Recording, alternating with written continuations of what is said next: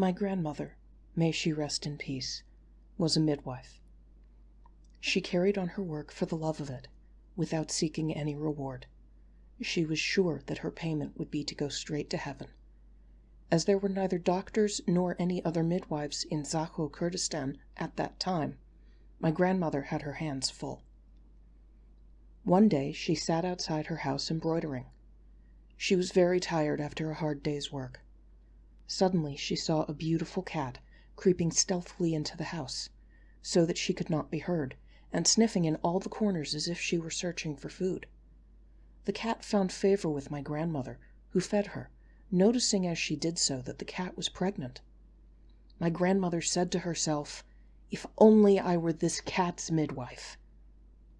Days passed, and one dark and stormy night my grandmother was awakened from sleep by the sound of steps. There was a rap at the door. She got up hurriedly, dressed, and opened the door. On the threshold someone stood, tired and sweating. He spoke hurriedly.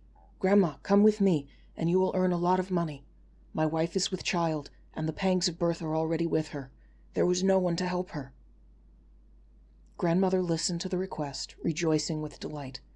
This was simply a windfall at such an hour and on such a night. It would be like doing all the 613 commandments at once.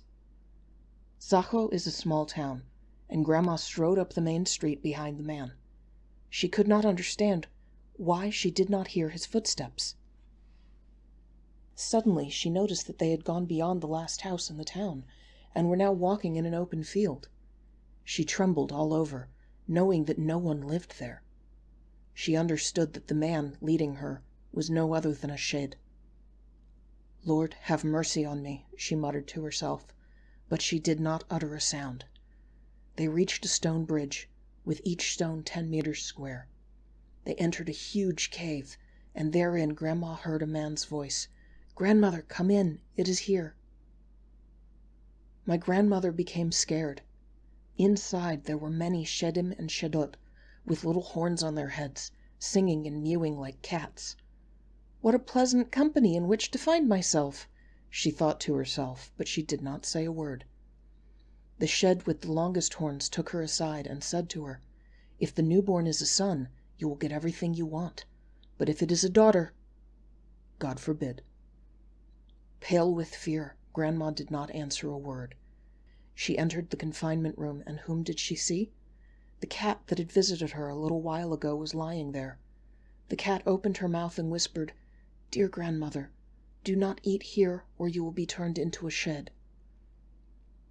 My grandmother kept in mind the cat's warning and did not eat anything in the cave during the whole night, although she was offered the best and most delicious foods and drinks. When the time of birth came, she rolled up her sleeves and set to work. A male cat was born. What rejoicing broke out in the cave! It reached the heavens. The chief of the shedim called my grandmother and said to her, "Whatever you ask, even up to half of my kingdom, I will give you." "No," said my grandmother, "I do not want anything. The price for a good deed is the deed itself." "That is impossible. You must take something. This is our custom, and you cannot disregard it," said the chief in a warning voice. My grandmother was aware that this was not a joke. She saw a bunch of garlic in the corner of the room and asked for a little bit, just to get rid of the obligation. They stuffed her dress with garlic and then escorted her home. Tired and broken, Grandma threw the garlic by the door and sank into her bed. The next morning her grandchild woke her up. "From where did you bring so much gold, Grandma?" She looked toward the door and saw that the garlic was nothing else than pure gold. She distributed the gold among her children, grandchildren, and all the family.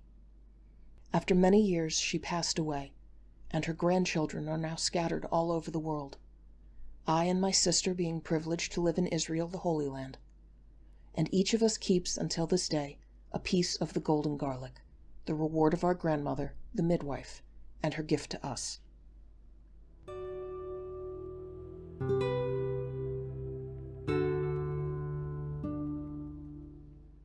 In a certain village there lived a rich Jew. He was a miser and never gave alms to the poor. Once a man came and asked for alms. The rich man asked, "Where do you come from?" "Here, from the village," answered the beggar. "Impossible!" exclaimed the rich man. "Here everybody knows that I do not give alms." In the same town there lived another Jew, a shoemaker. He was a great benefactor, and with open hands he gave alms to everyone that turned to him. One day the rich man died. The Jews of the village and the rabbi, the head of their community, decided to bury the rich miser near the fence. They did not even follow the funeral procession to the cemetery. Several days passed. When the poor beggars came, as usual, to the shoemaker to beg for alms, he answered, "I have nothing to give you." "How is it possible? What has happened?" wondered the people. The shoemaker was called to the rabbi's house and asked, "How is it that a man like you has stopped distributing alms?" The shoemaker related the following story. Many years ago, the rich man who passed away a few days ago came to me with a great sum of money for distribution to charity, on condition that I would not disclose to anyone where the money came from. And so it was. I promised him I would not reveal his secret until the day of his death. He used to give me all the money, and I used to be the so-called benefactor. Now, with the death of the rich man, I have not a farthing to give because I myself am a poor man." When the rabbi heard the story, he called all the villagers together, and they went to the grave of the wicked one and begged his forgiveness for the evil and humiliation that they had caused him. In his will, the rabbi asked that he be buried near the fence, next to the grave of the rich man.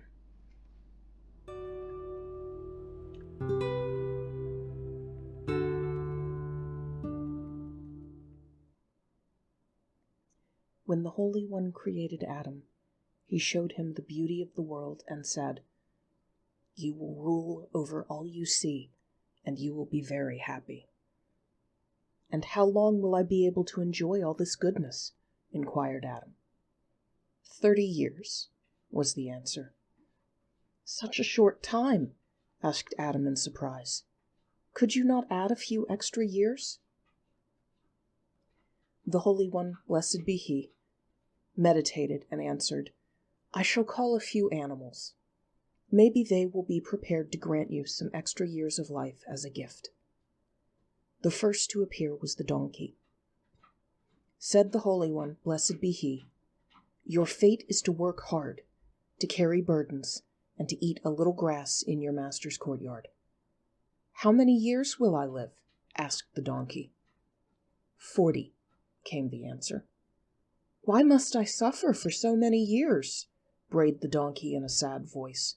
"I shall be satisfied with half that time, 20 years.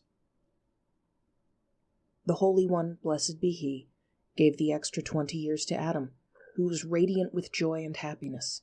With this gift, he would live for 50 years. Then the Holy One, blessed be He, spoke to the dog. "Your fate is to be a faithful friend of your master, and to guard him and his property.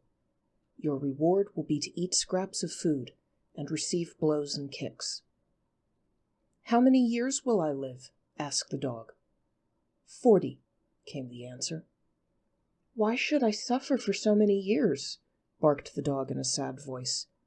"Half that time, 20 years, is enough for me." So the Holy One, blessed be He, took 20 years from the dog's life and added them to the life of Adam, who was radiant with joy and happiness. With this gift he would live for 70 years. The Holy One, blessed be He, then spoke to the monkey, saying, "Your fate is to walk on 2 feet and to make men laugh at your gait, for it is very strange to him. As for food, you will be thrown scraps from time to time." "How many years will I live?" asked the monkey. 60 years, was the answer. "Why so long? Half that time is enough for me." So the Holy One, blessed be He, took the 30 years from the monkey's life and gave them as a gift to Adam, who was radiant with joy and happiness because he would live an extra 30 years. Since that time, the lifespan of man has been 100 years, divided into 4 periods. The first period is until the age of 30, when a man enjoys the years of his own life to the full and is strong, independent, and carefree. In the second period, from 30 to 50, he is usually married and a father. He has the burden of earning a living and providing for his family. To satisfy his children's and wife's needs, he works like a donkey. These are the 20 years of a donkey's life. In the third period, from 50 to 70 years, a man serves his children and guards their property as a faithful dog. Usually he does not eat at his children's table. These are the 20 years of a dog's life. Then comes the last period, from the age of 70 to 100. In that period, man loses his teeth, his face becomes wrinkled, and his way of walking and his movements are strange. His children laugh and make fun of him, and it is as if he had departed from this life. These are the 30 years of a monkey's life.